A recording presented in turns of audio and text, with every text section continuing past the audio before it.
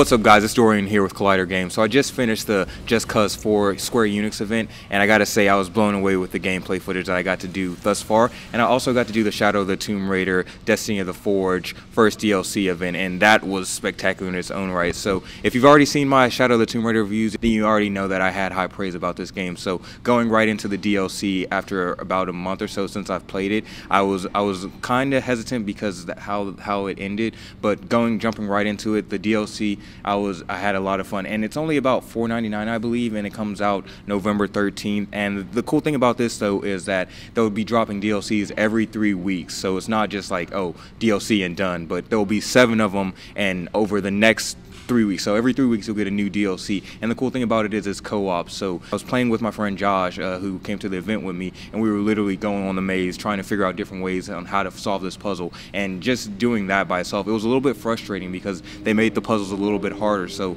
it's frustrating, but in a fun way, because it's you and your buddy just trying to figure out how to do this. Oh wait, you guys die. How are we going to do it this way? Like it's you guys constantly trying to figure out what to do next. So for $4.99, just a quick little DLC for you and your buddy to hop on, I think it's completely worth it. So if you have Shadow of the Tomb Raider, make sure to check out the DLCs that'll be dropping starting November 13th and every 3 weeks after that. But the main event here I want to talk about is Just Cause 4. Bro, so the new features that they added, as well as just the overall graphics and the scenery of the whole gameplay and everything, it was incredible. So the first thing is they really updated the grapple hook. If you've played the previous games, you know that the grapple hook is an essential part of Rico's character, and they just really just leveled it up like ×3. You can customize, you can enhance. It's ridiculous about all the stuff that you could do with the grapple hook. So definitely make sure to utilize that when you do have it. I think they said there's about over 4 million combinations that you can do, which is ridiculous in itself. So for them to put that much detail into the grapple hook, you know it's going to be extremely dope. But the next thing is the weather and the climates, and I actually interviewed the game developers, and they said that what else could Rico go up against next? There's not much else you can go against, so why not put him against the weather, because he's a deadly warrior, so nothing really can take him down. So they were like, why not throw him against the elements? Like, it's man versus nature. What else can you do with that? So we got to see a little bit of that during our gameplay footage, and I know that'll have a bigger part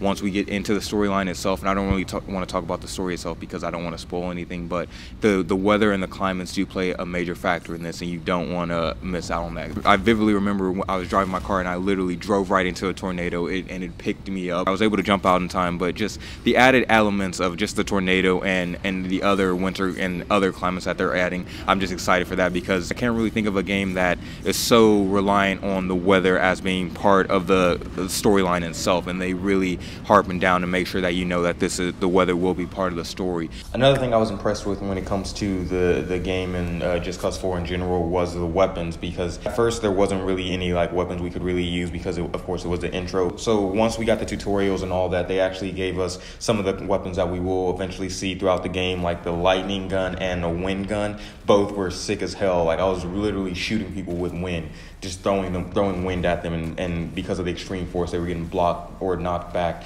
so far, which was awesome. So the weapons I'm really excited about. I want to dive into that a little bit more once the game comes out. We'll probably have a video just on all the weapons themselves, but just the customizable features, I think that's probably the biggest highlight from the preview I got, is that you can literally customize anything in the world. Not literally anything, but most of the vehicles, most of the stuff around you, you can use as weapons, or you can use to help yourself throughout the game. So I'm really excited to see how that's going to be utilized throughout the franchise moving forward. Overall, I was thoroughly impressed with what I saw from the gameplay footage. I think this is going to be the best Just Cause game in the franchise, and hopefully that it leads to other games within the franchise. I don't know how this is going to end, but I'm excited to see where it goes, especially with the new additions of the weather and all the different climates and stuff like that. It's just a whole new ball game that we haven't really experienced in this franchise. So they're really taking the steps to make sure that they're adding things that you can really go off of and have fun with. So we will definitely have a full actual length review once the game drops later this December, and you can expect more coverage on Collider Games. We have a lot more Red Dead Redemption stuff coming out, and as well as we'll be having some Hitman stuff dropping soon. So make sure to like, subscribe, follow your boy on Twitter at Dorian Parks and Rec,